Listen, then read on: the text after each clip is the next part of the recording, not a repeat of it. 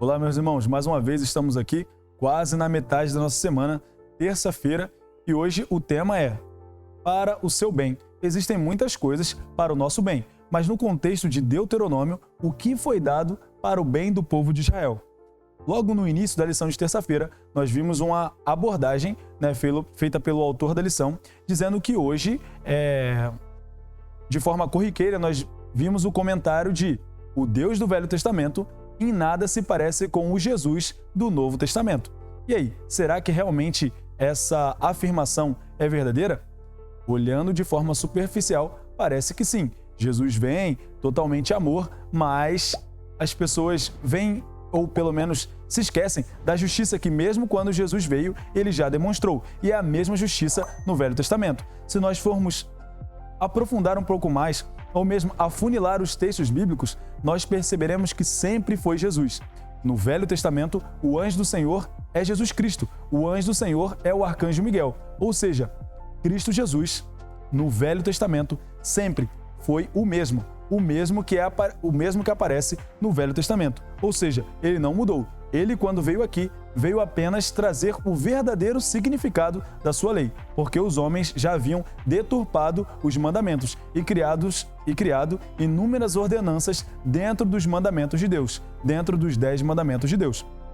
E logo depois, a lição pede para que a gente leia Deuteronômio 10, do versículo 1 até o versículo 15. E aqui eu coloquei apenas um resumo. Deus escreve novamente os 10 mandamentos, porque Moisés havia quebrado as 2 tábuas, ou seja, foi Deus que escreveu novamente, Os 10 mandamentos foram escritos pelo dedo de Deus. Isso deve ficar bem claro.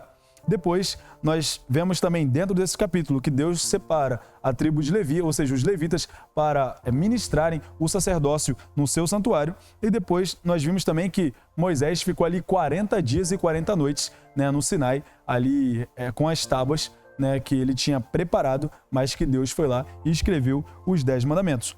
Porém, a lição depois ela discorre um pouco mais sobre essa parte, sobre esse texto.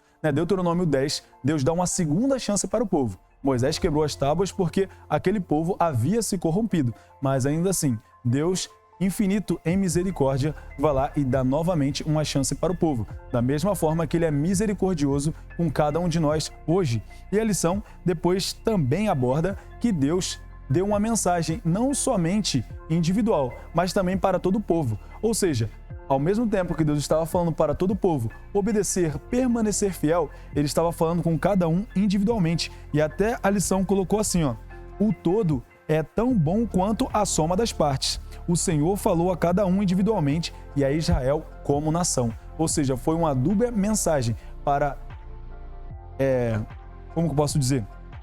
Para um indivíduo, e ao mesmo tempo para todos. Mas a minha pergunta para vocês, talvez eu vou ler aqui unicamente o último parágrafo e depois eu vou fazer essa pergunta, diz assim, muitas vezes a lei é comparada a uma cerca viva, um muro de proteção, e ao permanecerem em seu perímetro, os seguidores são protegidos de uma série de males que, de outra forma, alcançaria e os destruiria.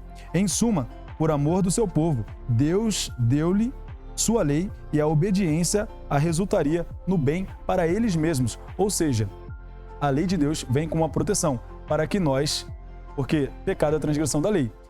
Todo pecado é um erro, mas nem todo erro é um pecado. Você gosta de cometer erros? A gente já começa a entender um pouquinho mais por aí. Ou seja, a lei de Deus é uma proteção. A lei de Deus vem para o nosso próprio bem. Porém, há uma pergunta que precisa ser respondida. Por que Deus exigia que eles obedecessem? Um dos motivos, porque nós temos vários outros. Um dos motivos que Deus pediu para que eles obedecessem a sua lei. Em Efésios 2, no versículo 10, vocês conhecem que... Eu vou pegar minha Bíblia.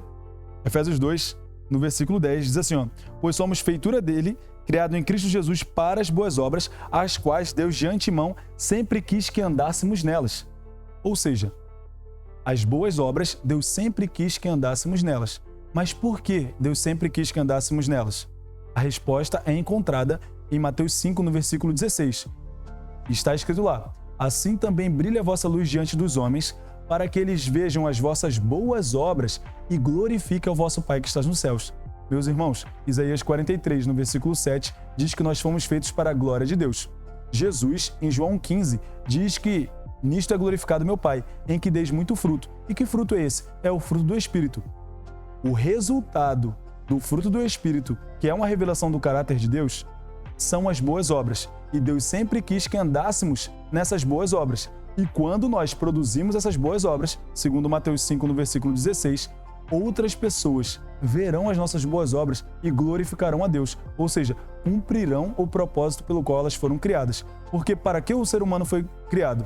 Para dar glória a Deus. Por isso, em 1 Coríntios 10, 31, Paulo fala: portanto, quer comais, quer bebais ou façais qualquer outra coisa, façais para a glória de Deus. Ou seja, que eu e você estejamos dando glórias a Deus, que eu e você não temamos temer a Deus, obedecer, guardar os seus mandamentos. Fiquem com Deus, aguardo vocês na lição de quarta-feira, passando aí do meio da semana, e a próxima lição será escravos no Egito. Então, esteja conosco e a gente poderá razoar um pouco mais sobre essa lição. Até mais, fiquem com Deus.